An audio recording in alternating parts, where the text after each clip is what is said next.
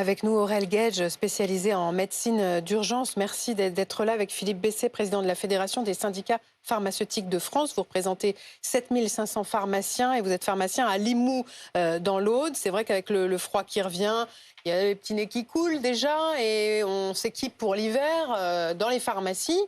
Et on trouve toujours ces médicaments qui sont régulièrement mis à l'amende par les autorités sanitaires, par l'ANSM notamment. Regardez cette séquence tournée en caméra discrète dans une pharmacie. Actifette, parfait. Matin, midi et soir, et le bleu le soir au coucher. Parfait. Il n'y a pas de contre-indication, quelque chose, c'est pas risqué Il ne faut pas conduire, hein, bien sûr. C'est ça, ouais. Pas d'effets secondaires particuliers, ça risque pas... Non, si vous n'avez pas de traitement à côté ou autre, non. Super. Bien nettoyer les fosses nasales, éventuellement, avec un spray à l'eau de mer. Ça vous fait 6,99. Alors docteur, tous ces médicaments, évidemment, on les connaît bien. Et il y a un peu plus d'un an, c'était au mois d'octobre, l'Agence nationale de sécurité du médicament les a déconseillés. Voilà, on les connaît tous, on en a tous acheté, on les voit sur notre écran.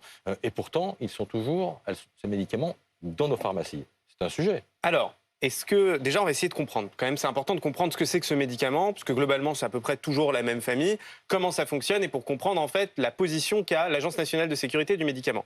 Ces médicaments, c'est des vasoconstricteurs. Qu'est-ce que c'est qu'un vasoconstricteur? Ça va rétrécir la taille du vaisseau. Puisqu'en fait, quand vous avez une infection, ce qui va se passer, c'est que vous allez avoir une dilatation des vaisseaux pour tout simplement permettre à votre système immunitaire d'agir. Et le problème, c'est que cette dilatation des vaisseaux, ça fait un symptôme que vous n'aimez pas du tout, que nous n'aimons pas non plus, c'est de la congestion nasale et on a l'impression de parler avec le nez. Cette chose-là, et je vous fais exprès de vous donner cet exemple-là, c'est des symptômes qui peuvent être gênants. Est-ce que c'est dangereux en soi? Non, mais c'est des symptômes qui sont gênants dans la vie de tous les jours. Vous imaginez, dans votre métier, ce serait très compliqué de présenter avec cette voix nasalée. Donc, les personnes, eh bien, les pharmacistes se sont dit, eh ben, on va déployer un médicament qui va tout simplement réduire la taille des vaisseaux pour diminuer cette congestion nasale. Sauf que quand vous prenez par voie orale, est-ce que vous pensez réellement que ça ne joue que sur les vaisseaux du nez? Bah, je vous pose la question, c'est vous le médecin. Mais non, mais d'après vous, je fais exprès justement un petit peu. Eh ben non, ça joue sur tout. Donc c'est bien ça le problème, surtout les vaisseaux du cerveau, les vaisseaux du cœur. C'est pour ça qu'on a observé des effets. C'est exact. Ça, alors c'est pas de la congestion, ça va faire de la vasoconstriction. Et donc ça va avoir un effet. Imaginez, vous avez un cœur malade. Je vais vous donner un exemple. Déjà, vous avez du mal à apporter du sang à votre cœur de base, et on rétrécit la taille, eh ben vous augmentez le risque d'avoir certains événements cardiovasculaires. C'est pour ça que l'Agence nationale de sécurité du médicament a dit attention, puisqu'on a observé même des événements cérébraux.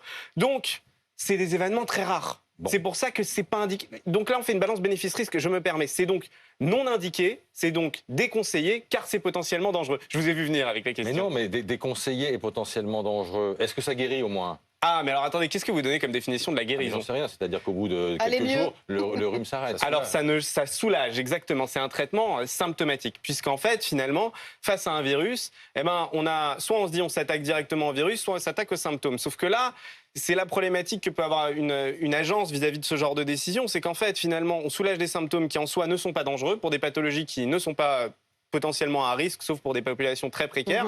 Et de toute façon, pour ces personnes-là, puisque ça ne traite que les symptômes, eh bien, il y aura toujours des événements graves. C'est-à-dire que ça ne va pas diminuer, par exemple, pour quelqu'un qui est asthmatique ou quelqu'un qui a une BPCO ou autre, ça ne diminuera pas les symptômes graves. Donc ça a vraiment une utilité pour la vie quotidienne. Et la vie quotidienne versus des événements indésirables graves, finalement, on dit... c'est pas indiqué. C'est franchement déconseillé. Est-ce que ce serait jusqu'à dire qu'il faut l'interdire?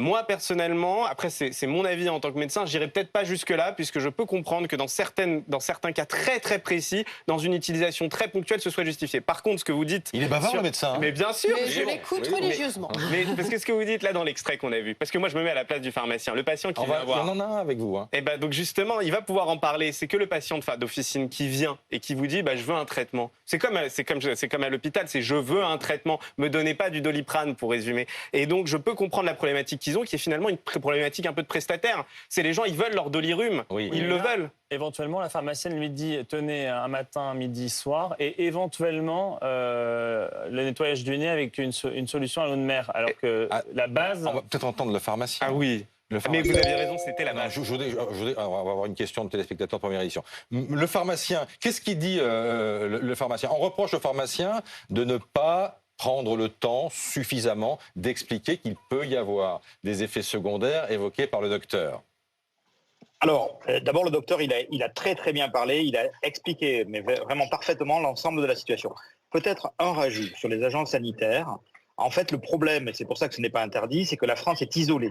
En Europe, l'Agence européenne du médicament et l'ensemble des autres pays européens ont dit qu'il n'y avait pas de problème avec la pseudoéphédrine.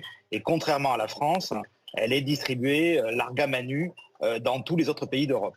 En France, nous avons dans la Constitution quelque chose qui s'appelle le principe de précaution. Les événements graves qui ont été signalés, dont il a été question, cardiaques ou vasculaires cérébraux, en fait, il n'est pas prouvé que c'est ce produit qui en est la cause, mais c'est possible. Et intellectuellement, comme l'a dit le docteur, on le comprend. Parce qu'effectivement, quand on vasoconstracte un vaisseau, on peut contracter tous les vaisseaux. Et ça paraît logique de notre point de vue de scientifique. Donc du coup, on a pris en France, et on a, nous, syndicat de pharmaciens, appuyé l'agence française sur ce point, on a pris une position de dire on ne va pas en faire la promotion. C'est-à-dire qu'en fait, on ne fait pas de pub, on met le médicament derrière et on ne répond qu'à la demande. Quand on a un conseil pharmaceutique, c'est-à-dire quand on nous demande quelque chose, on conseille de l'eau de mer, plutôt pour de l'eau de mer hypertonique, très salée, qui également a le même effet pour dégager le nez, si on veut. Et on ne le conseille pas. Par contre, on répond à la demande. Qu'est-ce que ça a eu comme effet?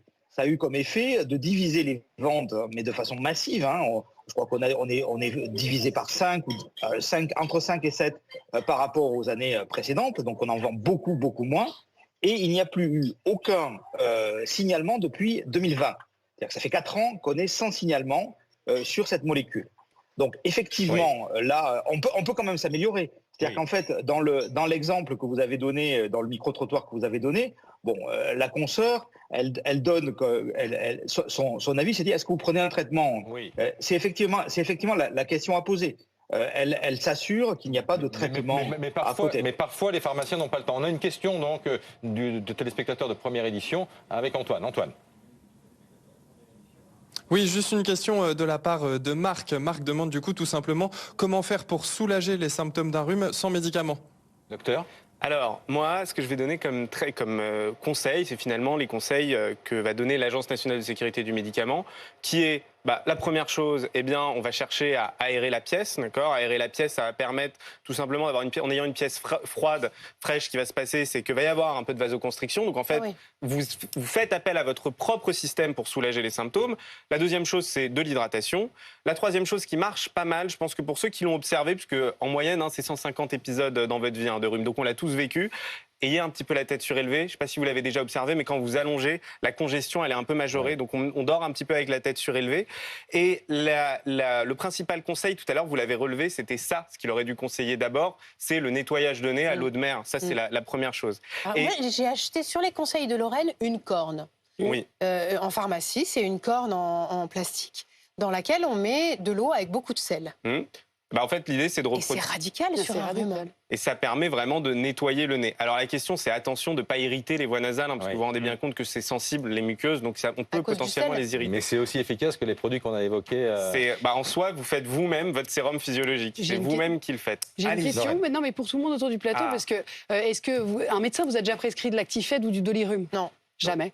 En fait, et c'est drôle d'aller en pharmacie et qu'on nous donne ça, alors que j'ai encore allé chez le médecin pour mes enfants il y a 2 jours. Je suis partie avec de l'eau de mer, avec du Doliprane, et c'est tout. Par contre, les sprays pour le nez, ça, on peut nous les prescrire. Ah, j'attendais, ça fait partie des médicaments. Le Derinox, notamment, qui est un peu... Les sprays pour le nez, c'est pareil, c'est un vasoconstricteur, mais qui n'est que local. Et donc même là, attention, il y a une accoutumance qui se fait, donc il faut bien que vous lisiez l'emballage. C'est un traitement qui est symptomatique, ça ne traite pas le rhume, je le redis. Et donc, attention. Il y a notre ami pharmacien qui veut dire quelque chose. Oui, tout à fait. En fait, les médecens ne le prescrivent pas parce que ce ne sont pas des produits remboursables. Mais on avait beaucoup de prescriptions.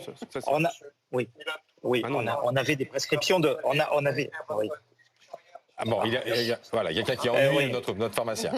Mais on avait des prescriptions de Rinadil. On a compris. Et on n'oublie pas qu'un rhume, si vous ne le soignez pas, c'est 1 semaine. Si vous le soignez, c'est 7 jours. Non, alors, exactement. Donc, le mot de la fin, moi, je me permets pour les gens qui nous regardent. Donc, comme disait un grand médecin britannique, William Osler, un des pères fondateurs de la médecine, eh bien, il faut se rappeler que la seule façon de traiter le rhume, c'est avec mépris.